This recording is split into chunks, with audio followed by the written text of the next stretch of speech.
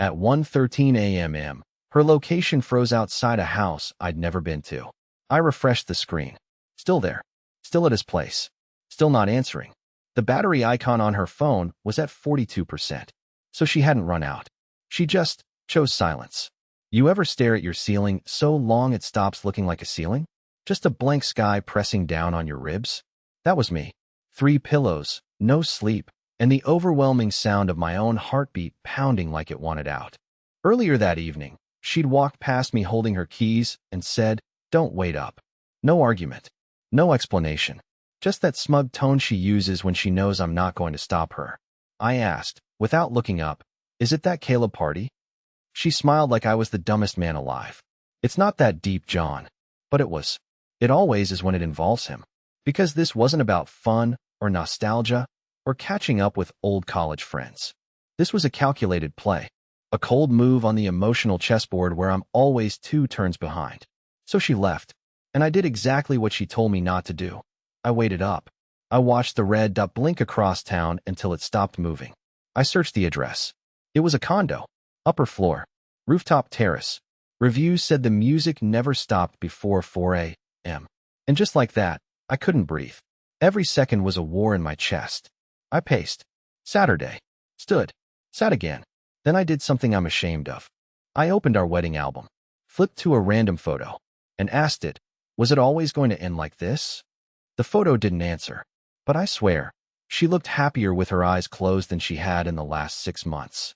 By 3:06 a.m., I'd already planned what I was going to say when she came back. I practiced it in the mirror. Tone calm. Word sharp. No begging. No breaking. No letting her see me as the weak one again. But when the doorknob finally turned and I heard her heels hit the tile, all I could say was it worth it?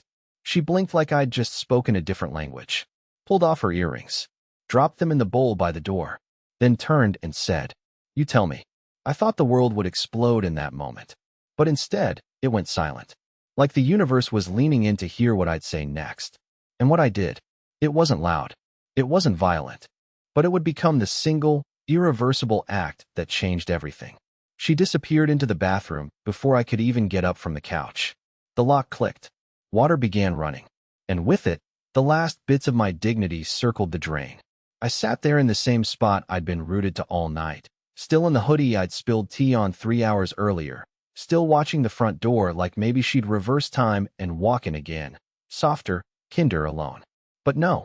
She came back reeking of cigarette smoke and Prosecco, wearing the earrings I bought her for our 3rd anniversary, the same ones she once said she'd never wear to trashy events.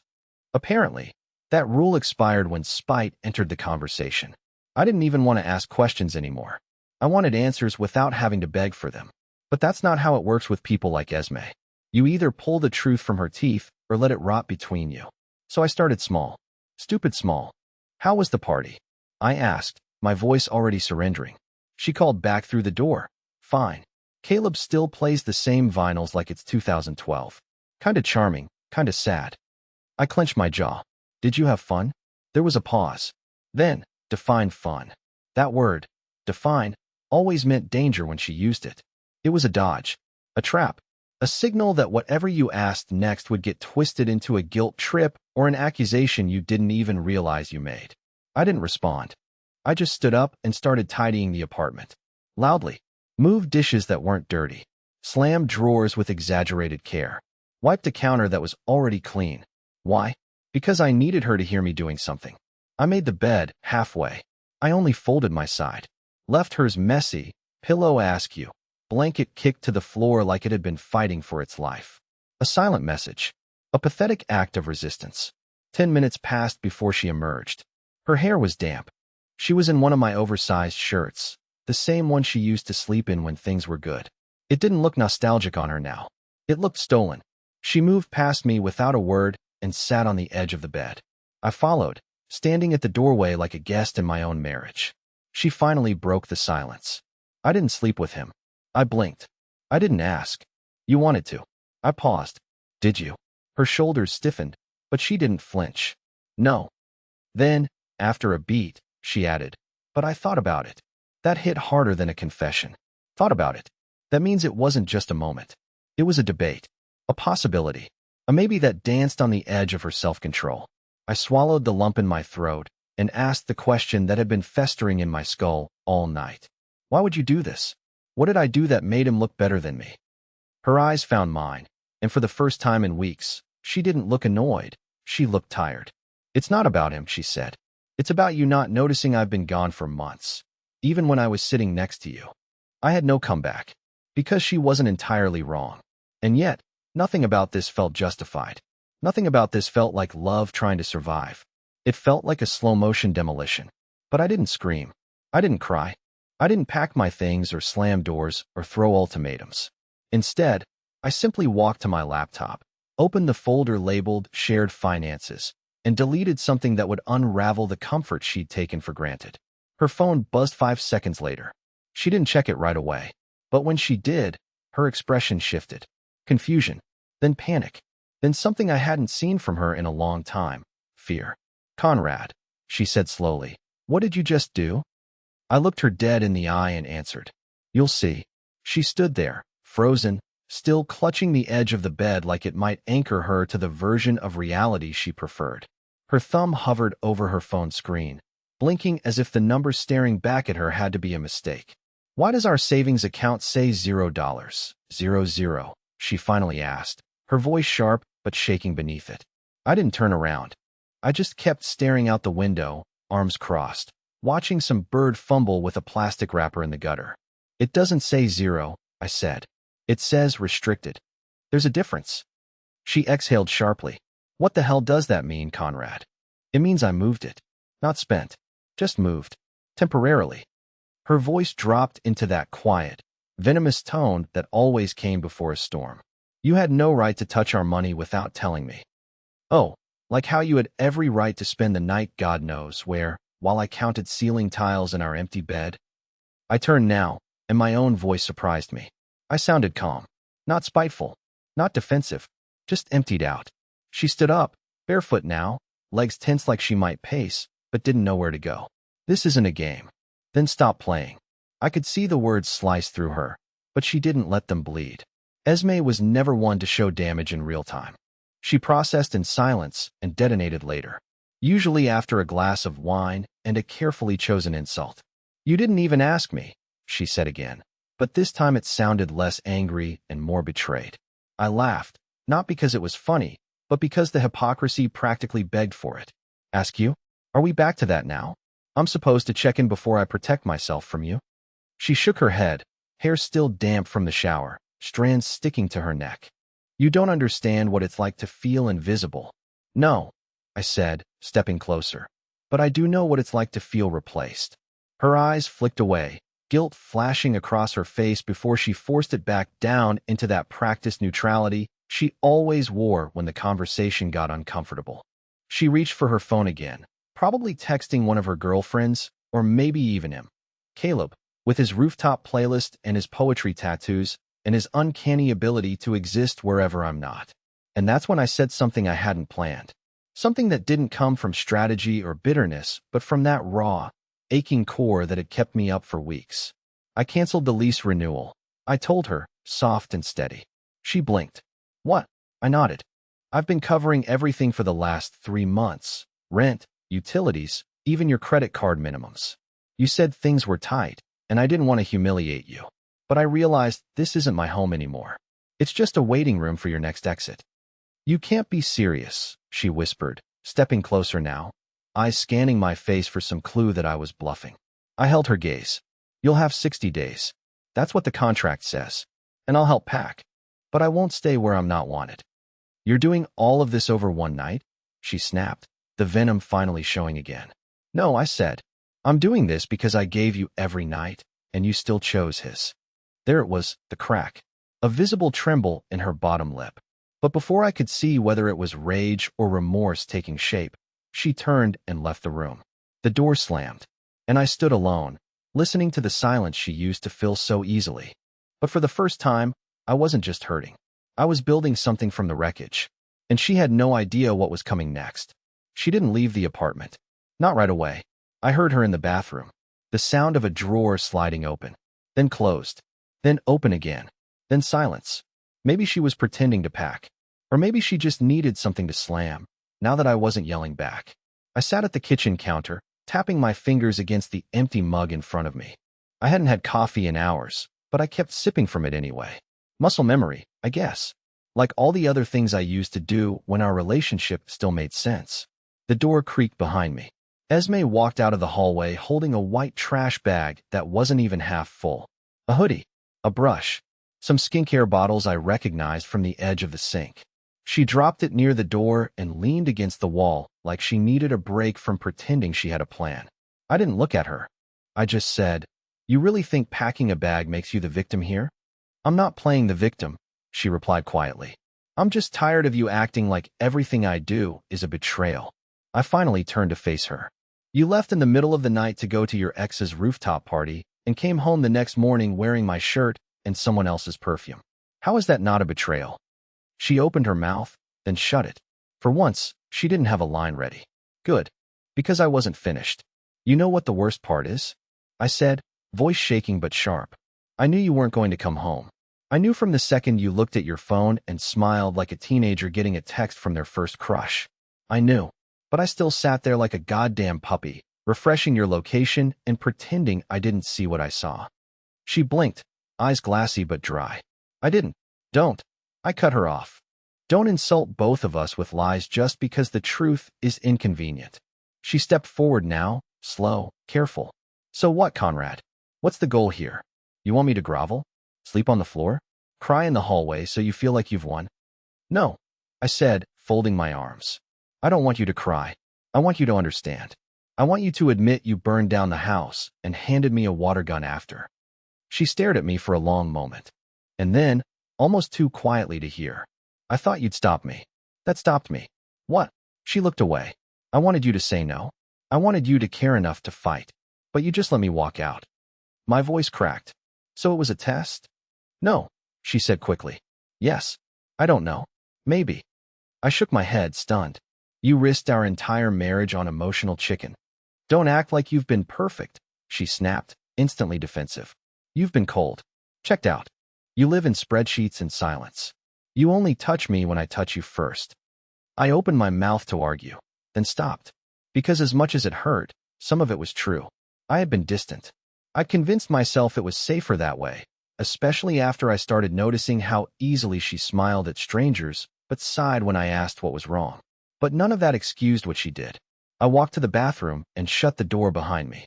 Her toothbrush was still wet. Her makeup bag half zipped. The toothpaste cap was loose, as if she'd used it while rehearsing her lies in the mirror. I looked at myself. I looked like a man halfway through a breakdown, but too prideful to schedule it properly.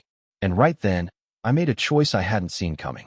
I opened the drawer beneath the sink, reached behind the box of old cough drops, pulled out the small fireproof envelope I'd hidden there 2 months earlier when things started slipping, the envelope labeled contingency.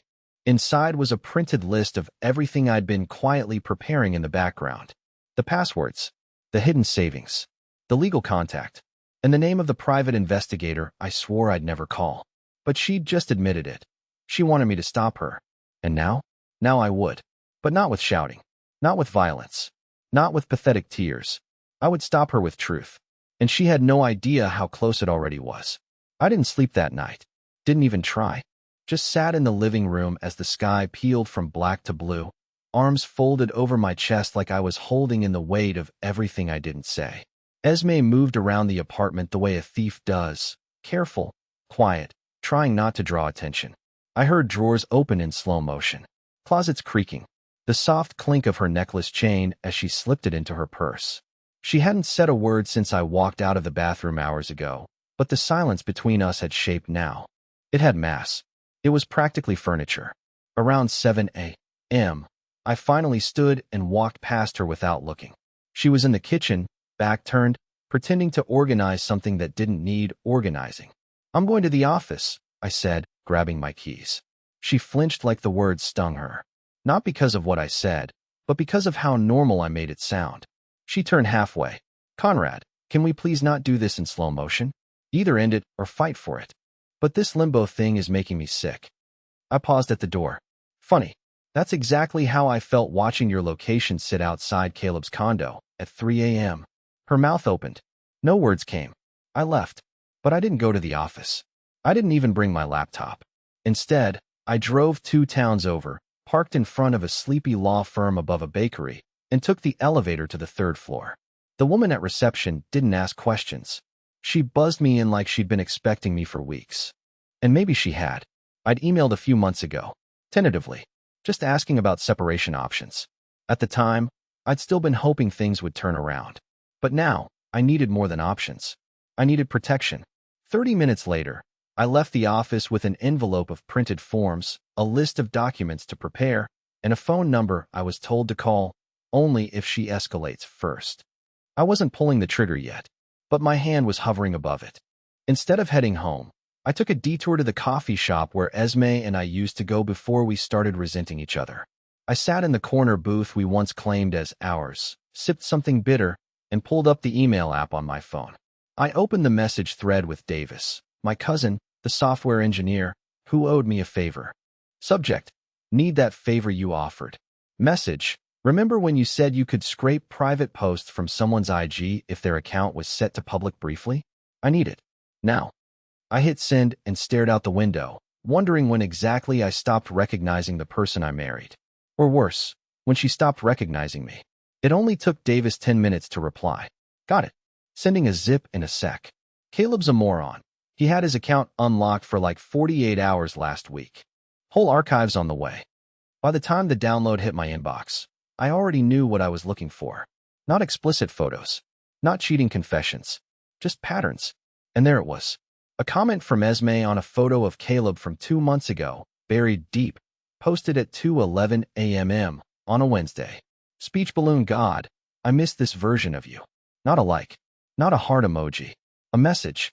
One that said she remembered a time when she was his. One that suggested she wanted to be again. And most damning of all, she deleted it hours later. But he replied before she could. Speech balloon, he's still here. Just say when. I sat there, phone in my hand, heart thudding like a drum in a cave. The worst part wasn't the flirtation. It wasn't even the fact that she'd done it behind my back. It was that this wasn't a drunken mistake. It was planned, calculated, and I just stumbled into the draft folder of a betrayal she thought she could bury. My next move wasn't rage. It wasn't confrontation. It was precision. I emailed myself copies, uploaded them to a hidden drive, labeled it Winter Receipts.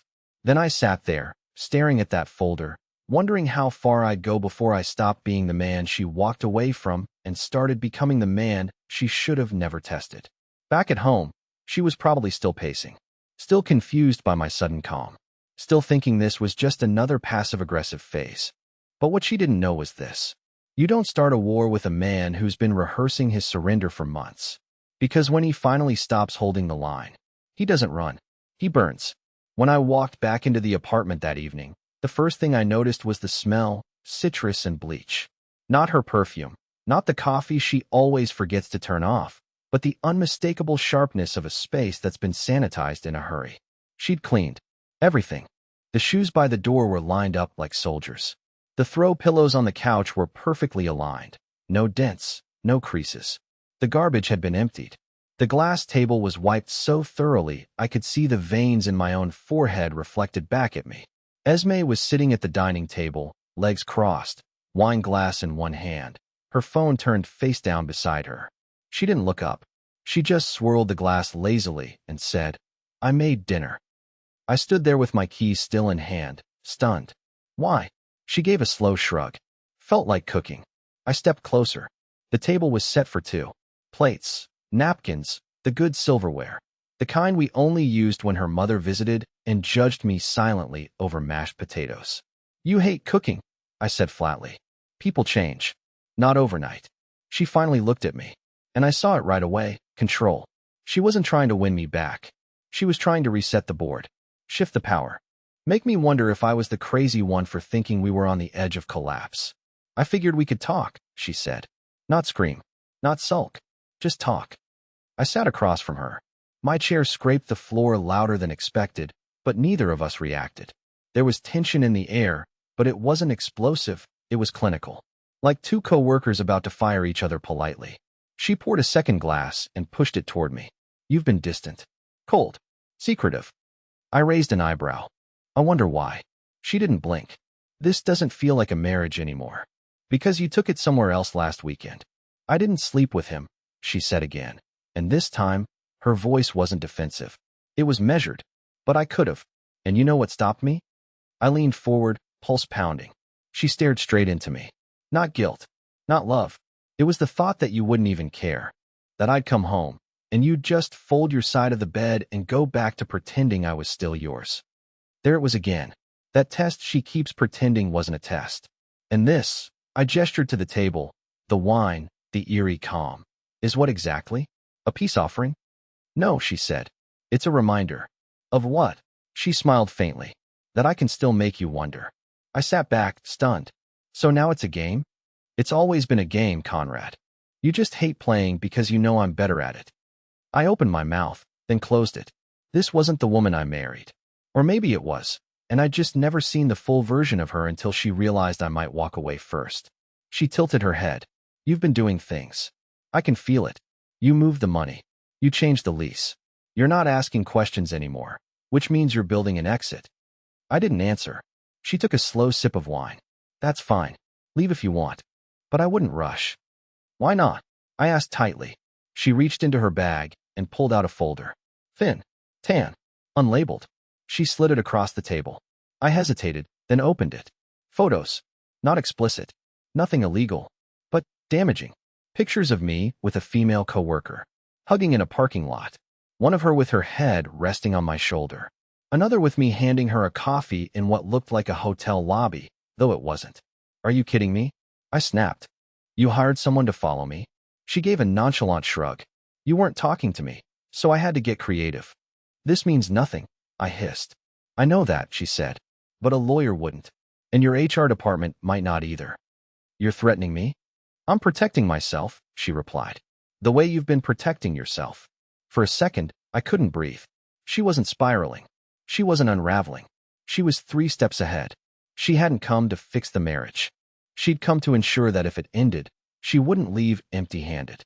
That's when I realized the truth. She never needed me to stop her from leaving. She just needed to make sure I didn't leave clean. I stood up without saying another word. Her voice followed me as I reached the door. Where are you going? I turned just enough for her to see my jaw tighten. To remind someone why I haven't quit this marriage yet. Her eyes flickered. You think there's someone out there who still wants to hear your side? I didn't answer. Because I wasn't going to talk. Not anymore. I was going to show her exactly what a quiet man is capable of when he finally runs out of things to lose. I didn't sleep at home that night. Not because I couldn't. Not because I was afraid. But because for the first time in months, I wanted to feel what it was like to be in a place where the air didn't shift with every look. Where no one was watching for signs of collapse and calling it love. So I drove to the edge of town. Not to Caleb's, not to anyone's. But to a place she didn't know I still had access to. My old studio apartment above the mechanic shop I used to work at before I moved up in the company. It smelled like oil and dust and freedom. I still had the key. No photos on the wall. No shared closet. Just a bed, a lamp, a mini fridge, and a steel sink that dripped every 19 seconds. And yet somehow, I breathed easier than I had in years. I spent the next morning on the phone. Not with a lawyer. With her sister, Amelia.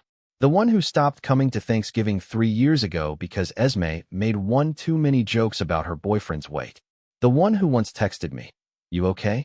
You don't look okay in that anniversary photo." She picked up on the second ring. "Conrad." "Hey," I said. "I know it's been a while, but I need to tell someone something.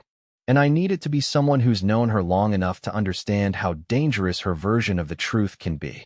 She didn't interrupt. She just let me talk. I told her about the party, the GPS, the folder, the clean department, the veiled threats, the weaponization of perception. She didn't act surprised. "I warned you," she said softly. "Esme doesn't burn bridges. She hands out gasoline and lets you strike the match, then cries about the fire." I exhaled, slowly. I just needed to know I'm not insane. "You're not," Amelia said. "But you are in a war, and you need to stop thinking you can win by playing fair." I stayed silent. "Do you have proof?" she asked. "Yes." "Backups?" "3. Then go quiet. Don't send her anything. Don't confront her. Just prepare. And whatever you do, don't give her a clean story to use against you. No blow-ups. No mistakes. Just silence." I nodded, even though she couldn't see it. Thanks. After I hung up, I sat on the edge of the old bed and stared at the single dusty window overlooking a gas station. I thought about how many times I'd let Esme twist things into being my fault just because I was too tired to argue. How many times I took the high road only to get pushed off the edge of it. No more. That evening, I went home. The apartment was dark except for the hallway light. She was sitting on the floor of the bedroom, cross-legged, laptop open in front of her, a document pulled up, one I recognized from the formatting. A divorce petition. She didn't hear me at first. Or maybe she did, and just waited for me to speak. I thought you said you weren't ready to end it, I said. She looked up, coolly. I'm not. But I need leverage. And this gives me a head start. She really said that. Calmly. Like she was reviewing an insurance policy. You're filing preemptively? I'm drafting, she corrected. Big difference. You're turning this into a negotiation, I said. A power game. It already was, she snapped. You just finally noticed you weren't winning. Something in me changed then. A part of me that still held out some pathetic hope that the woman in front of me was just confused. That she was still reachable. But this wasn't confusion. This was clarity, her version of it. She stood up, walked over, and placed a manila envelope in my hands. Inside is a statement, she said, of what I'll say if you drag me through court. It's not entirely true, but it's believable. And that's all that matters. I looked down at the envelope. I didn't open it. You planned this. I asked quietly. She shrugged. I adapted. You changed the locks in your head months ago. I'm just catching up. I didn't raise my voice. I didn't throw the envelope. I didn't even sigh. I just smiled. Because now I knew. She thought she was the only one playing dirty. But I'd been documenting everything. Her spending habits. The late-night calls. The gym membership she paid for in someone else's name. The burner phone I'd found in the glove compartment. The 2-month overlap in charges between our joint account and her private Venmo. She thought she had leverage. But I had something better. Proof. And I wasn't going to use it to hurt her. Not yet. I was going to use it to own the ending. Because when you're finally ready to walk away from someone who spent years trying to unmake you, the only thing better than justice is control. I never opened the envelope she gave me. Not because I was scared of what was inside, but because I already knew how the story would be written. Skewed timelines, conveniently missing details, vague accusations dressed up as facts. A version of events where she got to look like the one who tried, and I got cast as the ghost who vanished. But I wasn't disappearing. Not anymore. I stayed quiet that night. Said nothing. Did nothing. Let her think she'd checkmated me with paperwork and veiled threats. Meanwhile, I finalized my own quiet exit strategy. Not for revenge, but for freedom. And then, one morning, a week later, I left. Just like that. I didn't wait for drama. Didn't slam doors. Didn't write a bitter letter on the fridge. I took my essentials, laptop, records, backups, and walked out before she even got back from her Pilates class.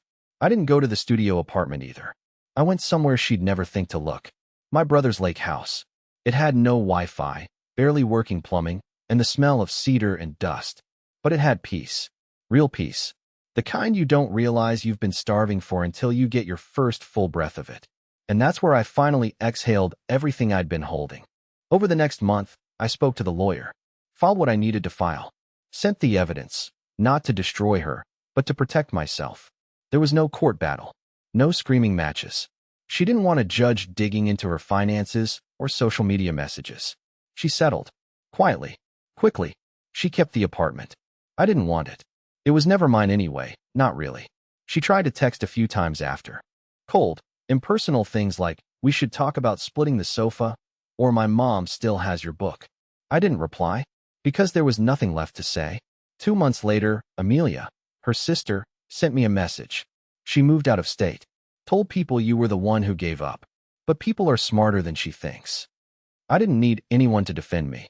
I was already somewhere better. The lake house became my reset button. I took a sabbatical from work. Started waking up without the feeling that I'd done something wrong just by breathing. I made real food. I ran in the mornings. I fixed the broken deck railing. I didn't check my phone for hours at a time. And I started writing again, not Reddit posts, not confession drafts. Real writing. Things I forgot I even had in me. Things that had been buried under years of emotional debt and silence. One evening, I stood by the dock, barefoot, coffee in hand, and realized something I didn't think I'd ever feel again. Grateful. Not for the pain, not for her cruelty, but for the clarity that came after. Because Esme didn't break me. She revealed me, showed me the version of myself I'd been neglecting just to keep the peace in a war I never asked for. And in the end, she didn't win. Not because I beat her, but because I walked away without needing to. Some endings aren't loud. They're not dramatic or destructive. Sometimes the real victory is walking away whole and never looking back.